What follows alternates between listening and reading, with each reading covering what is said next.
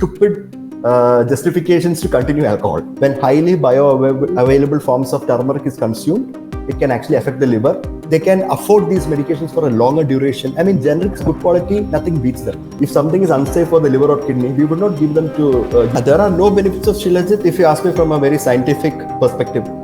Somebody has to do it.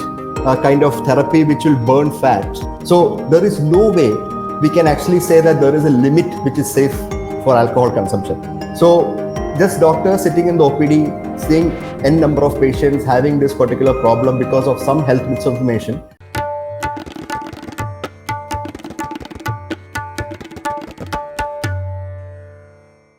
Namaskar and welcome to this special presentation on the TheRedMike. My name is Sanketupadhyay. Now we get you a lot of issues of public concern, current affairs, but you see, in the news business, we are not the only one who are fact-checking and correcting. Fake news may be a reality in news television and news broadcasts, or news, the world of news. But there is a fair amount of myth-busting which is required in other fields as well. And there are some champions of the cause of these fields as well. Now, if you talk about medicine, there is one person who has taken upon himself the task of fighting myths around medicine, correcting people of what he feels is the right fact that you need to know about certain medicines and medication, and also picking up fights with big pharmaceutical giants. Why does he do it? What motivates him? And what keeps him going on and on and on? Would like to welcome Dr. Abby Phillips, who's also known as TheLiverDoc. Dr. Abby Phillips, thank you very much for taking out time and speaking to the TheRedMike. What an honor. Thank you so much, Sanket, for having me on this show. I'm very honored and excited. It's very difficult to call you Dr. Abby or Dr. Phillips because you're so popular as the TheLiverDoc. So I don't know what to call you. I mean, you can just call me Abby. Perfectly fine with it. What do people call you when you meet them on the streets and when you people normally know me as Abby. So nobody knows you as the TheLiverDoc. So it's two personas that I've kept. One is that of the TheLiverDoc on the virtual world, and one is Abby as the doctor for the people in the real life. So a lot of people who see me sometimes on the streets, they suddenly realize that they come up to me and talk to me like they know me as the TheLiverDoc, and then they ask me my real name. So a lot of them actually don't know my real name. But some of them who know my real name don't know that I'm the TheLiverDoc on social media. And how does this play out when you go to work every day?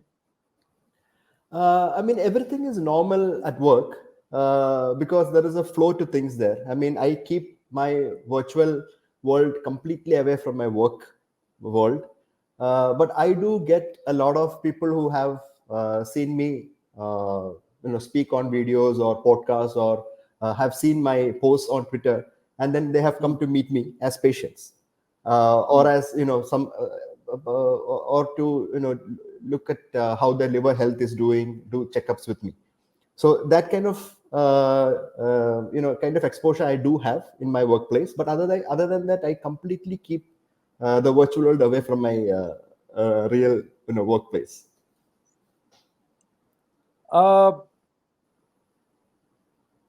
The question that I want to ask you is why? Why did you feel the need to do what you do? I'm only talking about your role or your personality in the virtual world.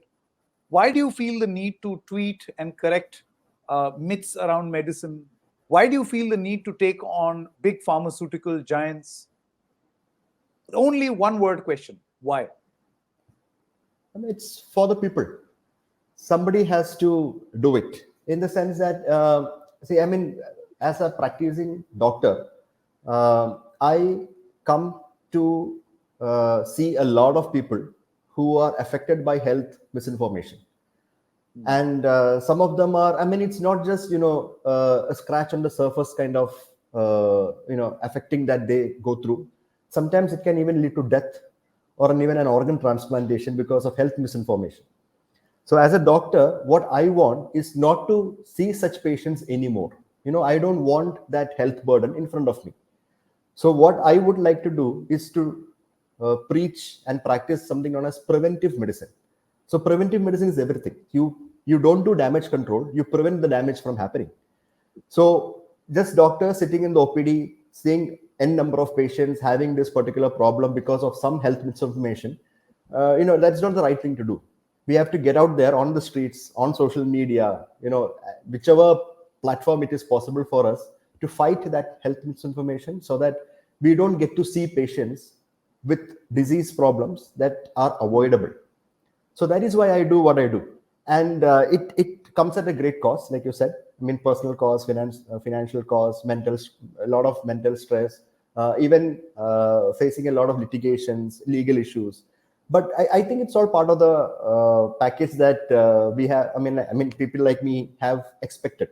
So there is no surprises that you will get backlashes, but we still When did keep you going. start? When did you start doing this, doc? And how did you begin? When and how?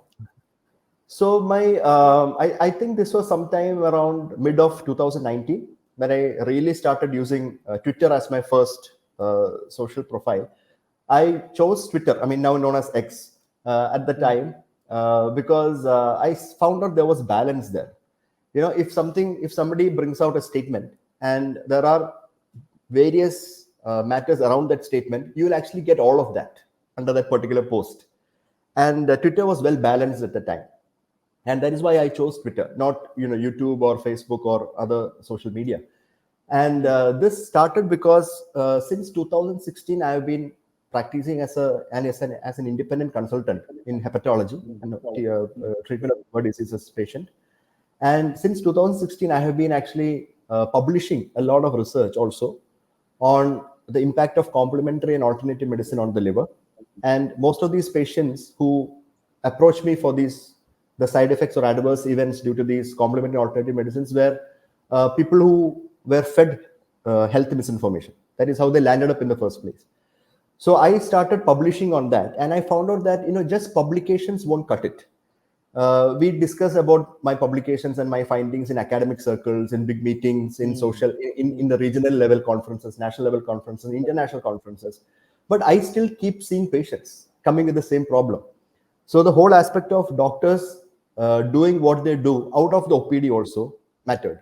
So I said that it's not just me talking to my colleagues regarding what I'm seeing in the OPD is more important, but what is more important was me actually talking to the public, the people, about what I was seeing in the OPD and what I was publishing on, because it directly impacted public health. So that is why I started, educating people about why it is important to have a good, effective, and evidence-based health-seeking behavior rather than just consuming what you find on social media or other platforms. And this is how it started. And I think it really took off with that particular episode where I published a report on a particular multi-level marketing company, which is Herbalife. Everybody knows about it. It's in the public domain. Where I published the first case from Asia Pacific region uh, showing that a young woman died after consuming this herbal and dietary supplement, which was marketed by Herbalife. And that paper was a very viral paper in academic circles, so much that I was given a legal, I was served a lawsuit for about $1 million from the company. And I was ready to fight it in court, but it was not easy for the journal or the editorial board to do that, because everybody has to spend their own money to get this fight going, and they were not willing for that. So they apologized to the company and removed my paper. So I spoke about this first on Twitter somewhere in 2019, end of 2019, and that actually went really viral. A lot of people actually understood what was happening from the herbal and dietary supplements perspective in India, because I was the only guy who was actually publishing on it. And I found that there was this huge gap uh, online where people really wanted to know more about health. and healthcare and health-seeking behavior, and so much of that actually mattered. So I started utilizing that space, not just the OPD space, but also this online space. There, Yeah. slow and steady, I became the LiverDoc, talking about what scientific way of health-seeking behaviors. So that is how it started off. And the rest, as they say, is history. I mean, now the LiverDoc is at it all the time. We see you openly myth busting a lot in the world of medicine, people who get into marketing. Very recently, I saw that there is a South Indian doctor. He's a very funny guy. I'm forgetting his name. Uh, he Yeah, I puts his know. friends. Pal Manikam, Dr. Yeah, Pal Pal Manikam. Manikam. And you went after him as well. What made you do that? See, I mean, there are a lot of doctors who do a lot of good work online, and I mean, I'm not saying Dr. Pal is complete. I mean, his content is not complete hogwash. It's a lot of it has a lot of misinformation in it. When you see him talk about alcohol, you see him talk about your run of the mill issues in health. These are fine, but then there are spaces where he uses a lot of misinformation.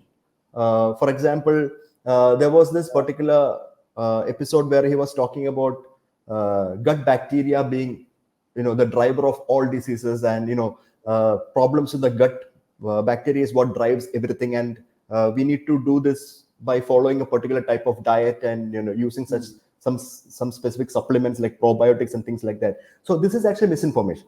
This is his bias. He's telling his followers. So when I see such kind of misinformation, I have to in some way balance it out. That is why I do. That is what I do mostly online. And Dr. Pal is just one person. There are a lot of other doctors who do this, but I think they mean well. But at some point, they do not do their homework well. So if you want to talk about a particular product or a particular treatment or a particular disease, I think doctors should be well aware, and they should be updated and well researched in that particular areas before they come and talk to the public about it. People like Dr. Pal, they are not updated at all. So that is where the problem of misinformation and very poorly updated information goes into the public. So I Doc, just want to correct that.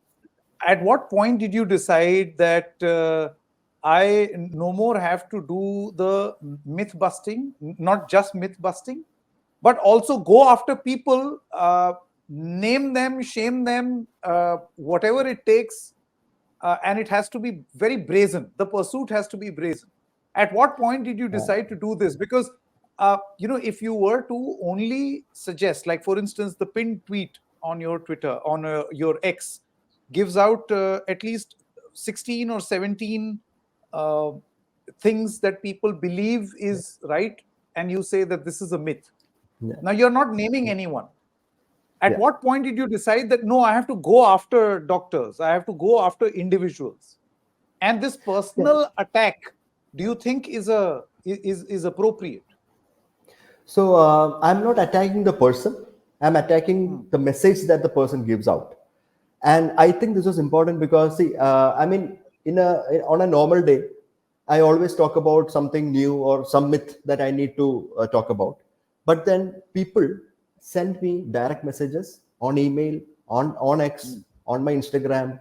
Sometimes some people who actually I know personally, they send me on my WhatsApp also about these clips that other doctors have brought out on social media, like for example Dr. Pal or other doctors. And some of these clips contain a lot of misinformation. They have been viewed by millions of people, liked by lakhs of people, and the content is actually quite rubbish. So when I decided that it's not just me talking about what is right for people. I need to also correct what is wrong that has been thrown out into the community. So that is why I go behind the wrong message, but never the messenger. Now I understand that people might take it personally, because when I correct a message which is wrong from, say, for example, Dr. Pal, because I'm sorry, but he's now in the ring now, because we've been Yeah, speaking about him. the most recent to face the wrath. of the liver doc.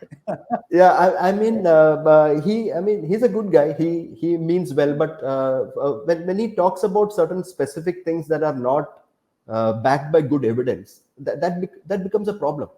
For example, when he speaks about improving your gut health, I mean, it's such a vague thing to say because nobody has defined gut health up till now. I mean, I am a clinical researcher who works on gut microbiome. I do something on a stool transplantation to modulate the gut microbiome. If you ask me what is a gut, what is a healthy gut, I can't answer you because the more you know about it, the less you feel that you know. So gut microbiome is such a complex topic. Gut health is such a complex topic. You cannot just throw it in the air and tell people do this and do that and your gut health becomes better. So that kind of misinformation I need to correct.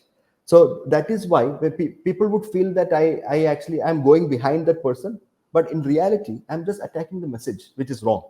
And people do that to me also. I mean, I get attacked a lot, and most of the times it Really? is personal attack.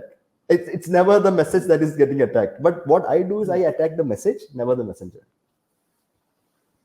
Uh, among the things that you wrote on your social media platforms, I also saw this, I won't say bitter, but uh, quite an open confrontation between you and the Sardesais when Oh yeah, yeah. prominent journalist Mr. Sardesai's son opened a clinic, was offering some sort of a treatment, and you seem to suggest that he's not qualified to do so. Why Two did you things there. feel that? One is that, yeah, I mean, the first point is that one is that he is not qualified to do what he was, advertising that he was doing. And the second thing is that that particular process that he was talking about, where they use a particular machine and do a particular kind of therapy which will burn fat, that is actually not a recommended or approved form of treatment. In fact, a lot of scientific evidence or scientific databases point to the fact that that particular modality of treatment was actually, you know, like quackery. It's something like a fraud of wellness. So a lot of wellness industry utilize such products and practices to financially burden people without any actual clinical outcomes or studied outcomes in it. And it's very clear because whenever I bring out a particular message from my side, I always pack it up with evidence. So I have in this instance also given a lot of evidence links to show that that particular practice was actually quackery, and it did not have the benefits that the person claimed that it has. And I think this is very important because people think that I am just sitting here and talking bad about the alternative medicine industry only, but that is not right. I talk about ethics and morality even in modern medical practice, and I think everybody has a right to healthcare and the right to right healthcare. And misinformation anywhere, alternative medicine or otherwise, to fight it and correct it is every doctor's duty, which is exactly what I was doing there also. You think that you will not only upset your own community, but upset the very people who you wish to educate or inform. Because I see this opening tweet of yours. You say one whole egg with yolk a day does not increase blood cholesterol. Green tea does not help you lose weight. Jaggery honey or sugarcane are not healthier versions of white sugar. There is no healthy alcohol. I think much of what you're saying is actually a fact. I mean, there is no healthy alcohol. No, There are alcohol a lot is of never videos. healthy. I There mean, are there a is lot of no videos. safe level of alcohol. There is no healthy alcohol. Very simple fact. And there are many videos that suggest that if you consume in a certain limit, it's not going to harm your body.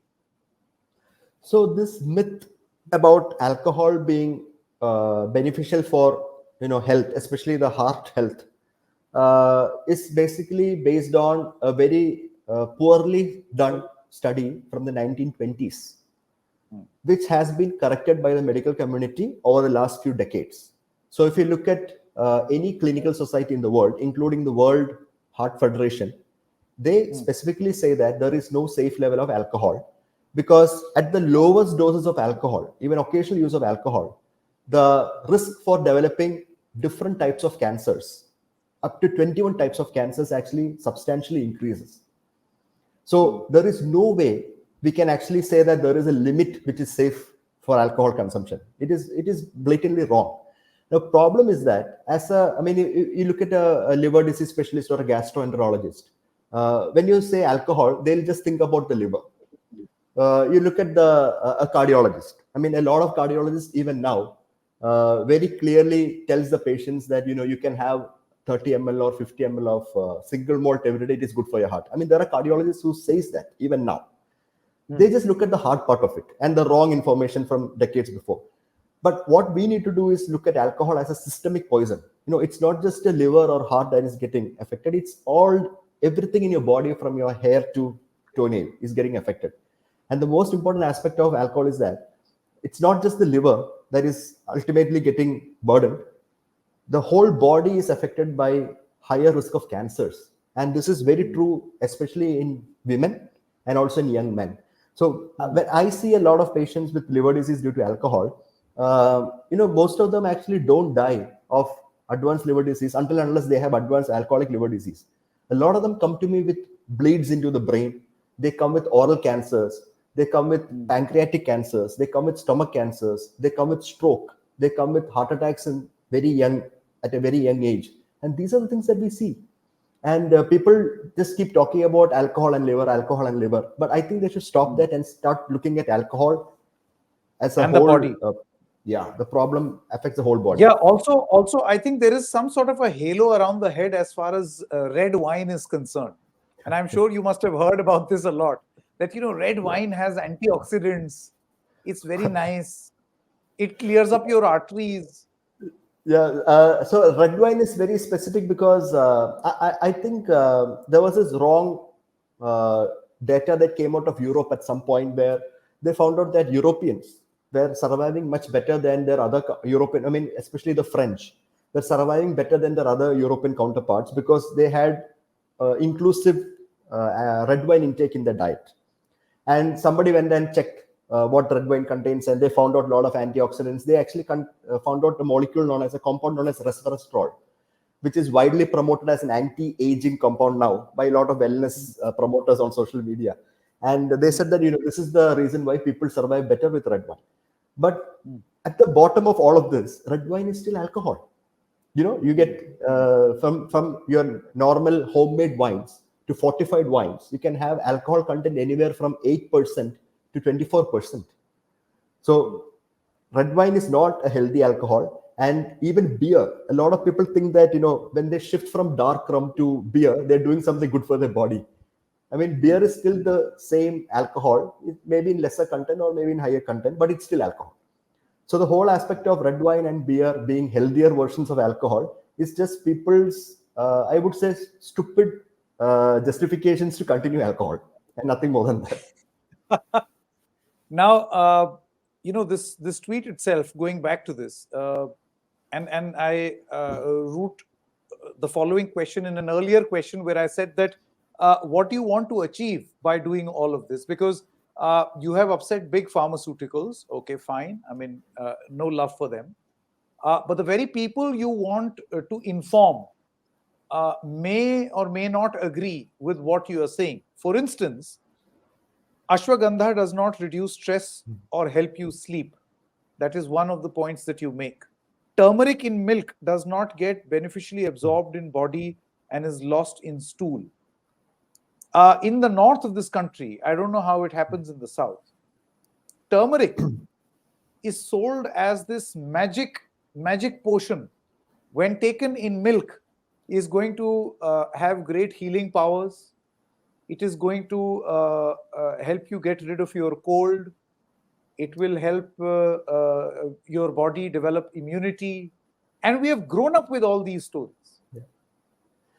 So, I have spoken a lot about turmeric on social media, and I think it's one of the topics which has gotten me the maximum number of backlash. Because turmeric actually it's a childhood experience that people have. Mothers giving turmeric milk, grandmothers serving turmeric milk. So when someone says that, this is all absolutely rubbish, uh, a part of you is actually saying that, whatever my mother or my grandmother was doing was actually rubbish, which means that the wisdom that the elders had was rubbish. So they think it that way. So that is not what I mean. What I mean is very simple, plain chemistry, physiology, and biology of turmeric in our bodies. So when you drink turmeric, I mean, when you mix turmeric in milk, a lot of turmeric is not usually, it's not normally absorbed in the body. About 98% of turmeric does not get absorbed because it has very low bioavailability, so that it passes out in the stools. And the little bit that is absorbed, the little fraction that is absorbed, it does not stay in the body for long. It's metabolized and then thrown out again.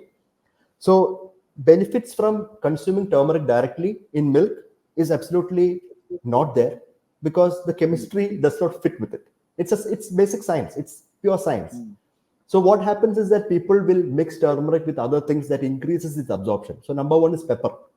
So you can see that there are a lot of these supplements in the market which contain turmeric and pepper, or specific formulations of turmeric like nano formulations which can, which are highly absorbable forms.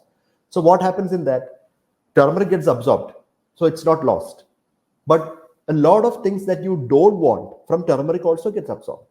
So when you use the whole turmeric or powder turmeric, you have a lot of these compounds known as curcumin, curcuminoids, coumarinoids. There are a lot of phenols, a lot of terpenes. These are all plant compounds that get absorbed along with it. And these actually, instead of giving you benefits, can actually put you at risk of organ failures or organ damage. And the most commonly affected is liver. And now we have a lot of data. When highly bioavailable forms of turmeric is consumed, it can actually affect the liver, lead to something known as turmeric-induced hepatitis. So this is a reality now. So that is why I put up that tweet specifically, that if somebody is going to consume turmeric milk, thinking that it is going to improve their immunity or prevent colds or boost their morale or memory or whatever, that's not happening. It's all that placebo effect because your grandmother has given you or your mother has given you, and that is the thought that works there and not the turmeric actually. And of course, there is definitely goodness of milk. Milk is a well-known dietary item which has got a lot of good proteins, a lot of immunoglobulins, a lot of minerals and vitamins in it. So that's there. But adding turmeric to it does nothing to it actually. And this is what I want to say. And people think that colds go away because of turmeric. No, colds are caused by viruses. They are self-limiting. If you have turmeric or not, a cold will go away in 7 days. That's how it is. So you treat a cold, it will go in 1 week. You don't treat a cold, it will go in 7 days. That's the saying that we normally have for viral colds. And I'm just recovering from a cold myself. So generally, there are a lot of medicines that are available. You go to a chemist shop and then they would advise over-the-counter medicines. There are many, I'm sure you're aware.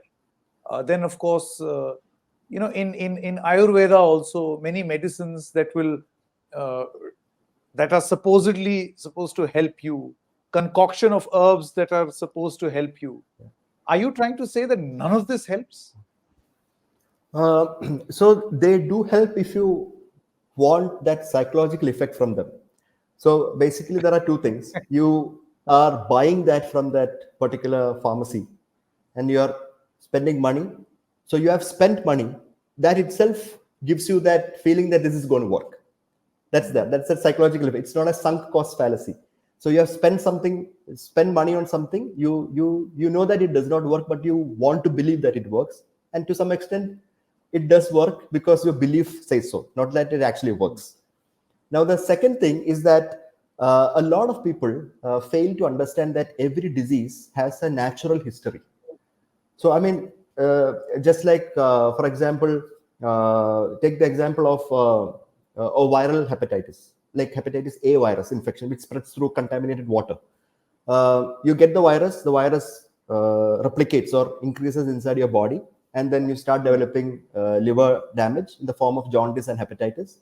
And within a few weeks, you're going to be okay because this is a self-limiting viral disease. But you take the example of hepatitis B. Hepatitis B sometimes does not go away. It stays in your body. Over the long period of time, it damages your body, and then you'll end up with either cirrhosis or liver cancer. So the natural history of these two diseases are so different.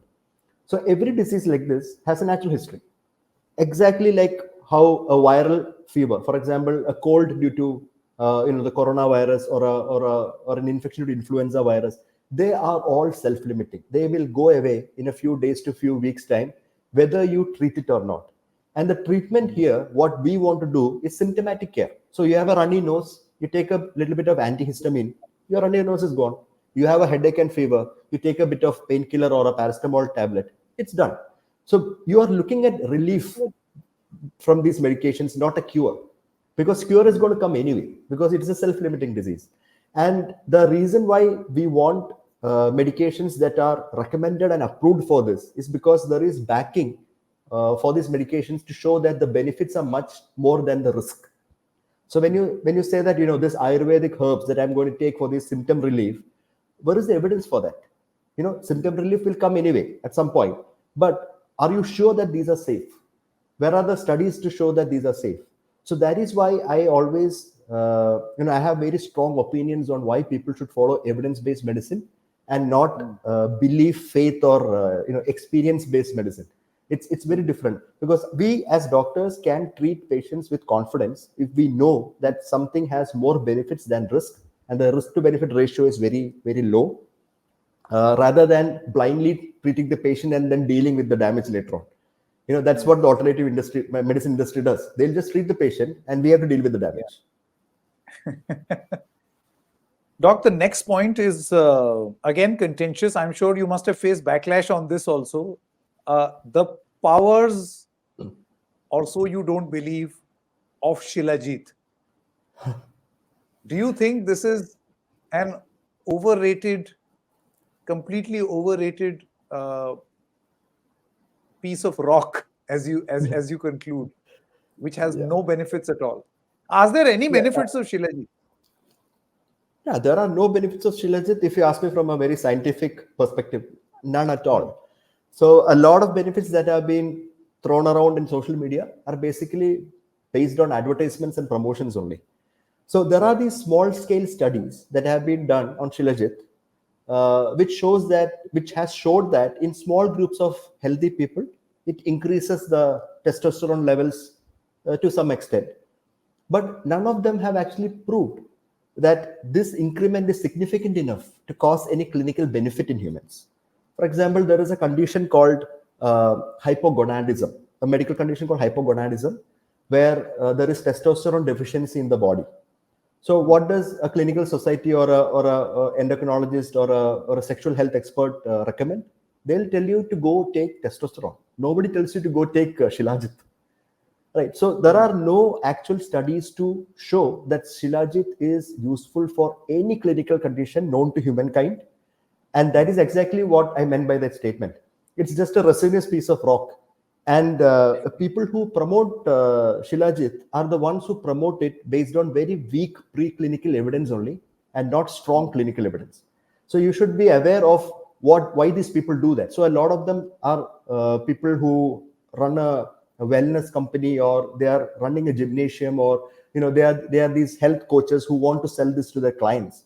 As doctors, I have never seen any of my urology friends or my endocrinology friends or my sexual diseases experts colleagues prescribe Shilajit to any of my patients, or any patient for that matter. So why is this being allowed? I mean, why is this so readily available? So this is not marketed as a drug. It is marketed as a supplement. So a supplement basically has the same features as food. So it's just an extension of our diet. It's like a dietary supplement. So once you market it as a dietary supplement or a food supplement, you don't need all those clinical level data, safety, effectiveness. Nothing is required. You just market it based on whatever you want to talk about it. So that is why it is not regulated, which is the biggest problem of the dietary supplements industry. None of these, Shilajit, Ashwagandha, Turmeric, none of these are regulated. So you never know what you're getting. For example, a turmeric from one company might have very high levels of lead in it, whereas a turmeric from another company may not have turmeric at all in it. It might be a dummy product. Because we don't have good regulations, people are affected differently. So I've had, we have been doing a lot of chemical analysis on these retrieved products from our own patients. And we have found out that I have never seen any Ayurvedic or product or herbal product having the same kind of chemical analysis result. Everything is different all the time. Even the same product from different batches of the same company shows different chemical analysis. So it's that badly regulated. So that is why we don't do what we don't have actual evidence for, because it might land you up in a big deal of trouble, which might be, mentally, physically, and financially very burdening. So I want people to avoid that. That is why we say that scientific medicine is the right way to move forward when it comes to health seeking behavior. Now, one question I wanted to ask you, you see, what is happening is whether it is heartburn, an upset tummy, spasms, or anything else, all of this is bunched up in all our homes as a symptom of either acidity or it is called gas. Yeah. Mujhe gas ho gaya, right? And there is a new pandemic in the market called Pan-D, Pantosec D, Yeah. Pantop D, right? I want to know from you, for all those people who are popping this like Poppins or Yeah. like M&Ms, like Yeah. gems, does it really work? So I think this is a very important point, because I think there is an abuse going on when it comes to gas medications in our community. It's just downright abuse. Doctors are prescribing, it's their type of abuse, and patients are also self-medicating with these kind of drugs, which is Pandosol is basically pantoprazole. Then you have rabiprazole, you have omeprazole, you have lansoprazole. Basically, all of these drugs belong to this group known as proton pump inhibitors, PPI. So they basically reduce the acid levels in the stomach and give you relief from bloating and all that. Now, gas is such a vague term, or acidity is such a vague term, that it can be associated with anything. For example, I've had cirrhosis patients with stomach cancer complaining about gas. So when we analyze them, they actually had cancer of the stomach, and that was the reason for their gas symptom. Now, I have patients who are very stressed. They have lack of sleep, overworked, and because of that, they have these they have some kind of mental health disorder, because of which they feel that they have gas issues, acidity. They have a lot of abdomen troubles, belly related problems because of that. So when you improve their sleep, improve their workplace environment, or give them medications to improve their mental health, their gas goes away. So the gas is basically a symptom. We have to identify what has caused it and treat that. Only then it will go away. So it can be anything from a simple lack of sleep or stress at workplace or home to a disease like cancer that is causing it. Now, the whole aspect of people popping these proton pump inhibitors, and some even for very long periods. I've had patients who have been on these medications for like 6 years also, 6 to 8 years. Every day they're popping a pill, a Pandosol or a Pan-D in the morning on empty stomach. And they come with a lot of side effects. So one of the biggest side effects that we see is something known as iron deficiency anemia. So the longer you consume these kind of medications, the iron absorption in your body reduces, because it destroys your stomach and intestine because of the low acid production, and the iron absorption reduces, and you get severe anemia because of prolonged use of these proton pump inhibitors, these Pandosol-like medications. The second is that you can develop, this is contested, but there are studies to show that people can develop bone fractures with prolonged use of these medications. And especially in patients who I treat, liver disease patients, this group of drugs are very dangerous because they promote infections, they increase ammonia levels and lead to brain failure, and they can actually cause a very severe type of infection known as SBP, which is spontaneous bacterial peritonitis. So liver cirrhosis patients develop water retention in their abdomen, and that water retained in the abdomen can get infected. Pus can fill in that cavity, and this is directly linked to consumption of these gas medications. So there are recommendations for using these. So gastroenterology societies world over have recommended certain conditions where you use these particular group of drugs for this particular duration of time. For example, you have this condition known as peptic ulcer disease, where you have ulcers in the stomach and in the small intestine because of a bacteria known as Helicobacter pylori. So to heal the ulcer, we give these medications for a few weeks. And there are people who develop severe reflux disease, and they develop a condition known as Barrett's esophagus, which is a condition that can lead to cancer of the esophagus, the food pipe. In those conditions, to prevent that reflux, people sometimes give these proton pump inhibitors like Pantocid for some long duration.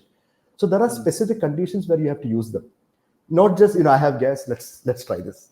And I think people should be aware that a simple gas medicine can cause life-threatening side effects if used without evidence and for a duration which is not specifically recommended for. There is another thing that I've learned, and I get to hear this from a lot of friends, that the day you have had something extremely heavy to eat, you must consume digestion enhancing capsules. I think these are some enzymes. They're black in Okay, I color. know. So they have these so these enzyme supplementation Unizyme therapy. or yeah. Unienzyme. Yeah. Unienzyme. So these are all brand names, but these are basically trypsin, chymotrypsin kind of enzymes that are normally present in our body, which helps in digestion of fats and other nutrients in the body, in the food. There is absolutely no recommendation that if somebody takes these digestive enzymes, their digestion improves. Absolutely no recommendation, no evidence to it at all. I don't understand where people get these ideas from. I think a lot of it has to do with misguided prescriptions from doctors, because at some point doctors feel that they have to prescribe something when patient comes to them. I sent about 30, one third of my patients in my OPD do not get any medications from me. They receive a lot of advice, lifestyle changes, and a lot of stuff. Sometimes they are very happy, sometimes they are very sad because they did not get a medicine.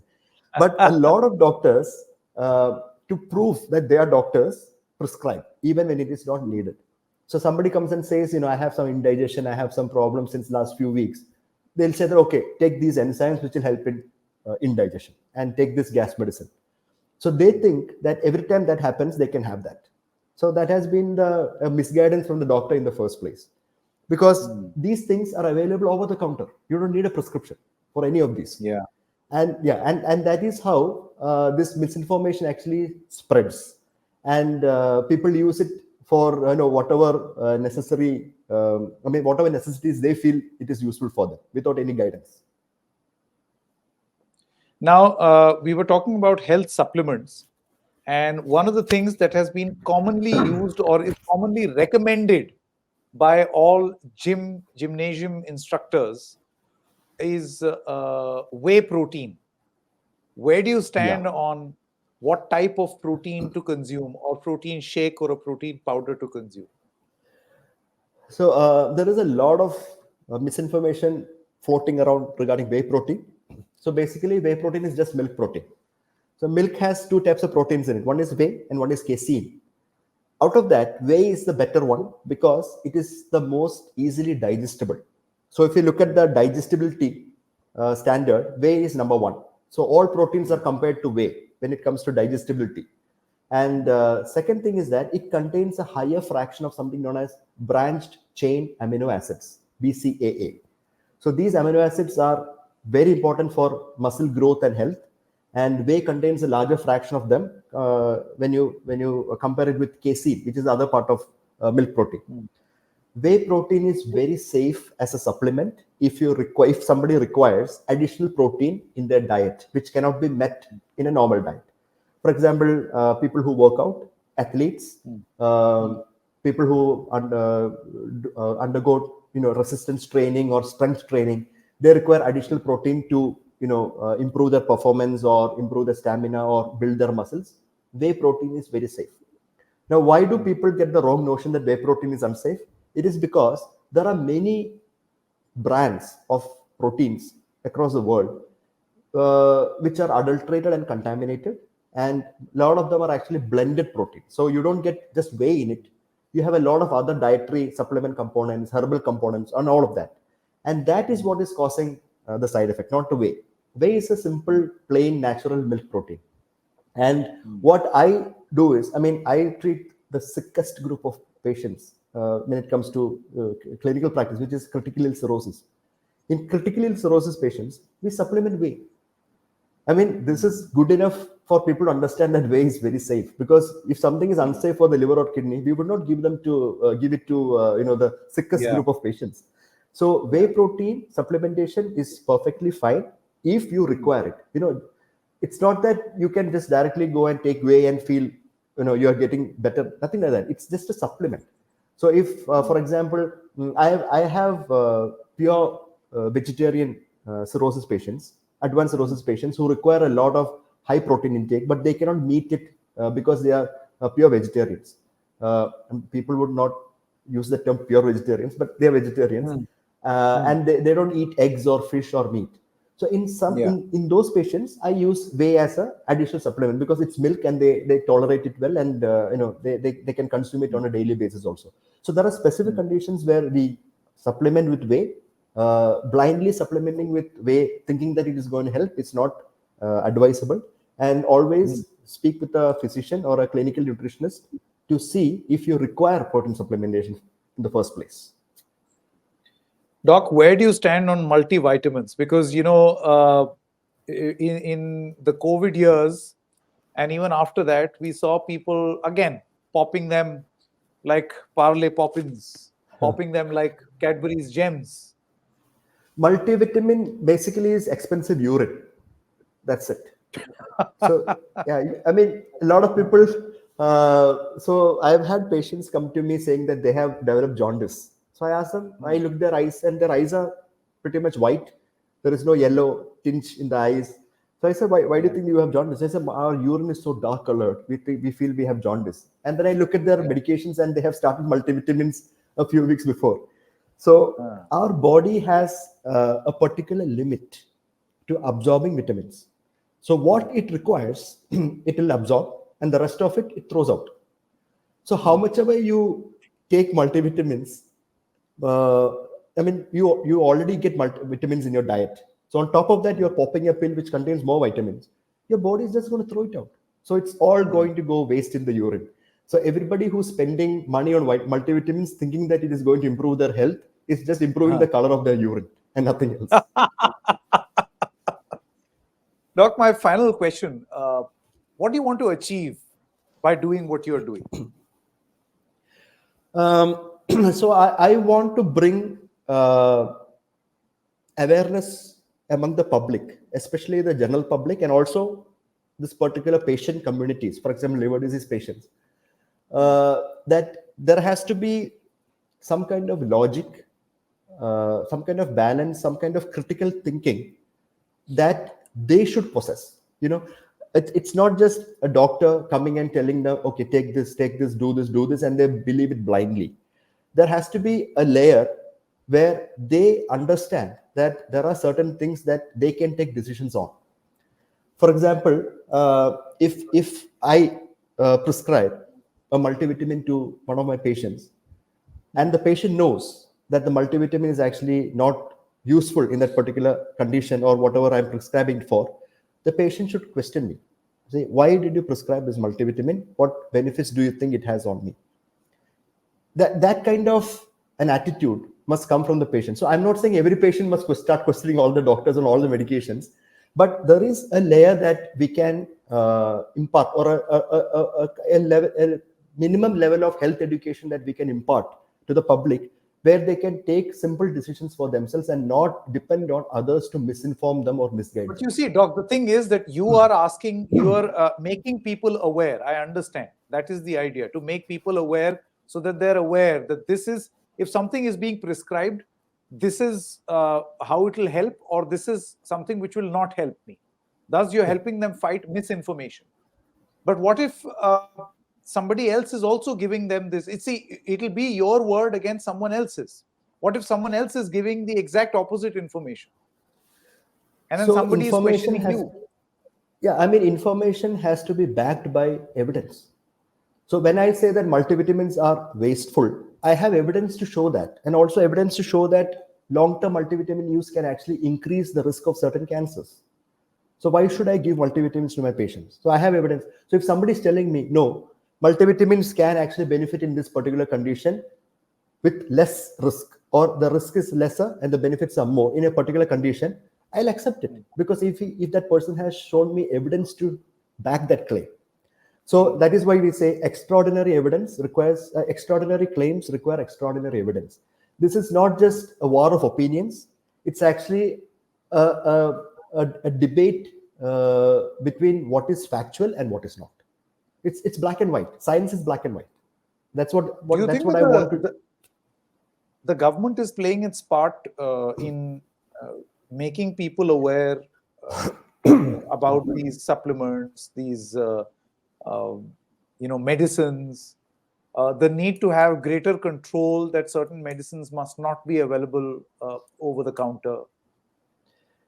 So I'm quite confused about what the government actually is doing or wants from the healthcare perspective, because I think everybody knows that a few months ago the government put out a warning, kind of a news regarding a very common painkiller which is used by women for period pains, reduce Yeah, Meftal. spasms during, mefaminic acid. I have no idea why that warning came in the first place, because the particular side effect that they actually want that drug against is something known as stress, which is one of the rarest of the rarest side effect we see with that particular medication. And they have not provided any transparent data about the cases that they have actually captured and how it is important from a public health perspective. So basically talking about the rarest of the rarest adverse event and then completely fear mongering the public on a very commonly used painkiller, which everybody still uses. I mean, it's not banned or anything, but it caused a lot of chaos within the women community in India. So I Yeah. don't know what the government actually is looking at from a healthcare perspective, but I would be really happy if government, from especially the health ministry, brings out specifics which are very useful for the public health. For example, Denmark has actually banned ashwagandha from sales in Denmark. So two things they spoke about is, one is that ashwagandha has abortifacient features. For example, it can cause abortions in women who are pregnant. It can cause DNA damage, and there are a lot of reports of liver injury happening with ashwagandha, on the fact that there are actually no benefits really shown for this particular herb. So Denmark has actually brought out a public statement. The Danish government brought out a public statement and banned sales of ashwagandha from Denmark. And the other European countries are also following suit and investigating on this, and they'll bring out their own public health advice on ashwagandha very soon. So this is real public health, education about supplements and drugs. Not telling meftalpas is going to cause, a rare disorder which nobody has ever captured in India. So I think we need to be more aware of what regulation is instead of what promotion is. And I think the health ministry, even the Ayush ministry, they should be looking at regulating products rather than promoting products. We've gone on and on, but I still have two questions. One that my mother will be really interested in. That is her hearing from a lot of people that the artificial sweetener that she uses in her tea is unsafe and it causes cancer. This is What one would you of the say to this? commonest myths. The artificial sweeteners that we use. I mean, take any of those: aspartame, Sugar-free. sucralose, erythritol. Yeah, sugar-free. I mean, all of these are the different types of artificial non-sugar substitutes. They are all safe for use in their recommended limits. Nobody is going to get cancers because of using artificial sweeteners.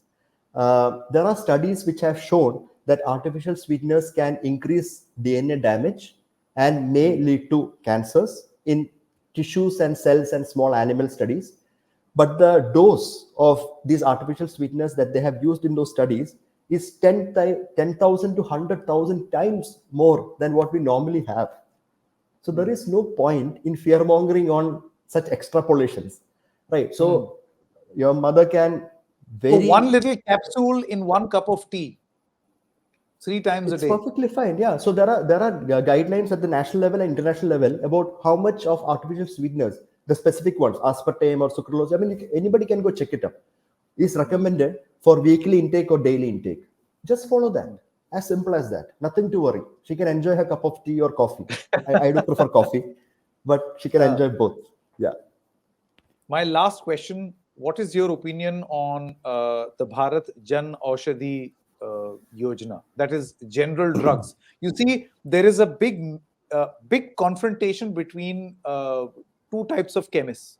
One who's like the old-time chemist, who's selling the drugs just the way he used to. And then number two is this new chemist in the neighborhood who sells generic drugs at 1/4 the price. And when you ask this old chemist, they would say, you see, these drugs are not good. They lack efficiency. So don't go for them. They're fake. So this is I have personal experience in both of these. So a lot of my patients are on these medications which are very expensive. For example, there is this drug called rifaximin, which is used to lower ammonia levels in the body in cirrhosis patients, which is quite expensive. There is a drug called ursodeoxycholic acid, which is very expensive if you buy the branded ones. And a lot of patients are on these drugs for a very long time. So they cannot afford to be on them for a very long time because they're very expensive. Some of them actually drop it and then develop problems with defaulting on the drug. So they asked me if they can actually go for generics, which is much, much cheaper, 1/10 the price, and easily available nearby their place. So I said, okay, we can do that. If I tell 10 such patients to go for generics, at least 3 or 4 of them will come back to me saying that we want the brand back because we feel that these are not working, or some of them actually develop complications and then land up in the hospital a few weeks or few months after they've started the generics. Which is why recently me and my group, so we have a science communication group and also a public health education group known as MESH, which is Mission for Ethics and Science in Healthcare. What we did was, as part of our pilot study, I took some medications from a particular lady who was on these medications, for diabetes and high cholesterol.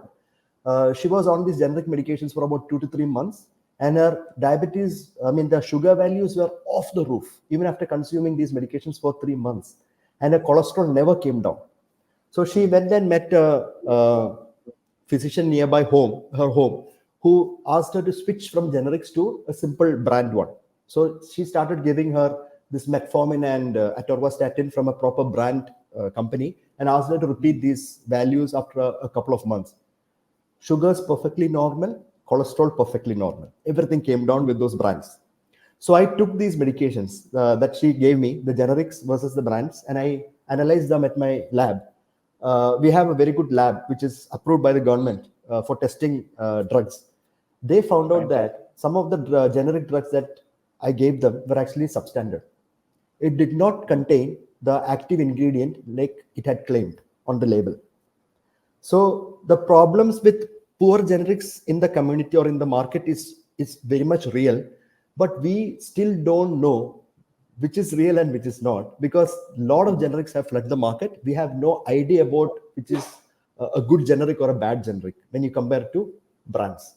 Now, that is why we are going to start, and I have already tweeted about it, posted about it about a few months back. We were in the process all this while, but now it is going to happen, where we are going to ask the public to fund a particular study where we will look at multiple generics across commonly prescribed drugs and compare it with their brand partner, the branded drugs. And then we'll really come to know the quality of these drugs. So that project will soon start, probably by mid of March.